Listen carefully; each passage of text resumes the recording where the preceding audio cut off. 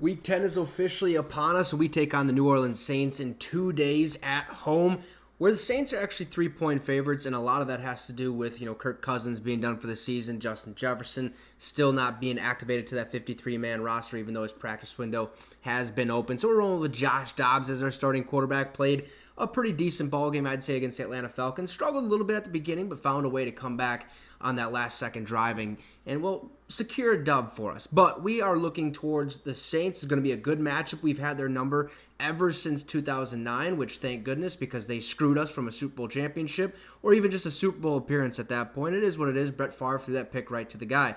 But we're talking about this season, right? Okay, so how healthy are the Minnesota Vikings going into this Week 10 battle against the Saints? Well, let's get right to the injury report. Now, 3 of the Vikings' top 4 pass catchers are listed as questionable for Sunday's game against the New Orleans Saints at US Bank Stadium.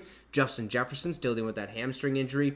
TJ Hockenson dealing with the rib injury that he suffered last week against the Atlanta Falcons. We seen him get banged up, went onto the sideline, came out, back onto the field, kind of toughed it out the rest of the game. He's still a little hurt. And then KJ Osborne, who suffered that concussion over the middle, took a massive hit. They got the stretcher out for him. Turns out they really didn't need it. He got up on his own 2 feet, was starting to walk. He's good to go, but at the same time, he is questionable right now, has to pass that concussion protocol in order to be ready for Sunday's game. Now, despite the questionable tag, it remains unlikely that Jefferson will be activated off IR to play against the New Orleans Saints. This is what Kevin O'Connell said. I think that would probably be a little aggressive. We talked about that in about 2 videos ago, or 3 videos.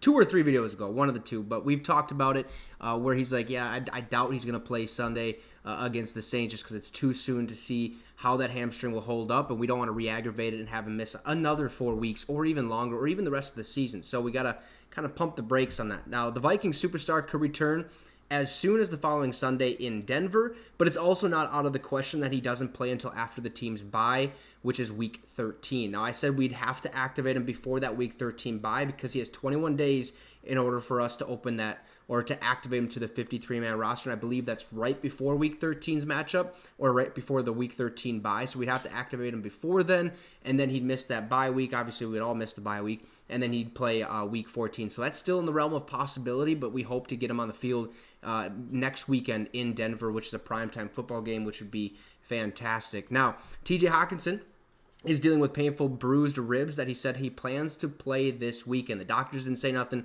The head coach, Kevin O'Connell, didn't say anything. TJ Hockenson himself spoke to the media and said, look, I'm going to play this Sunday. Whether you like it or not, I'm going to tough it out. We're going to go out there and have some fun. So expect some, I wouldn't say limited targets, but maybe not as explosive as he has been the last couple weeks. So if you're a fantasy owner, even though he's a top 5 tight end right now, you might want to check that a little bit. You definitely could start him, but who knows what's going to happen. Now, rookie quarterback Jaron Hall, who's dealing with a concussion, he's also in that protocol, is officially out for the Minnesota Vikings. Joshua Dobbs is coming off winning that NFC Offensive Player of the Week and will make his first start with Minnesota on Sunday. Backing him up will be Sean Mannion. All right, so, he's going to be elevated from the practice squad on Saturday. We did sign Tanner Morgan, so Tanner Morgan will take that practice squad spot. Nick Mullins is still dealing with that injury, hasn't come off IR yet. Jaron Hall officially out, so Josh Dobbs, Sean Mannion, boy, oh boy, Josh better stay healthy because I don't want to see Sean Mannion on the field. Otherwise, that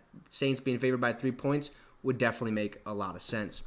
Now, defensive tackle Dean Lowry is doubtful, which means the rotation at defensive tackle will once again consist of Harrison Phillips, Jonathan Bullard, Kyrus Tonga, and Jacqueline Roy. TJ Smith could be elevated for the 2nd consecutive week as well. We'll see what happens with that situation. Also questionable are offensive line Chris Reed and linebacker Brian Asamoah II. He was hurt, I believe, on a special teams play 2 weeks ago, was questionable last week. I believe he was activated. Can't remember off the top of my head, but we really don't see him play much because he's a special teams guy. We would like to see him get in that linebacker position, but we just have better options ahead of him. So those guys are questionable. There's no listed injury designation for left tackle Christian Darrisaw, which is big news for the Vikings offense. Christian Darrisaw was ruled out last week. He was questionable out throughout the entire week this week. He was able to practice. Now he's ready to rock and roll this Sunday against the Saints, which is massive news for us. Now the Saints, who are mostly healthy, will just be without backup running back Kendre Miller and backup defensive end Isaiah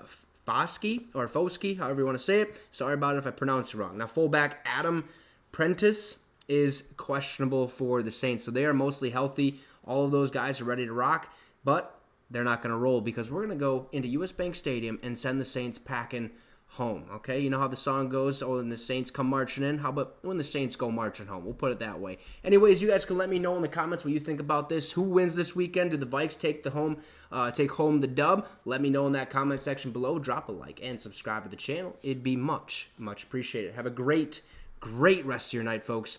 And guess what? Skol Vikes.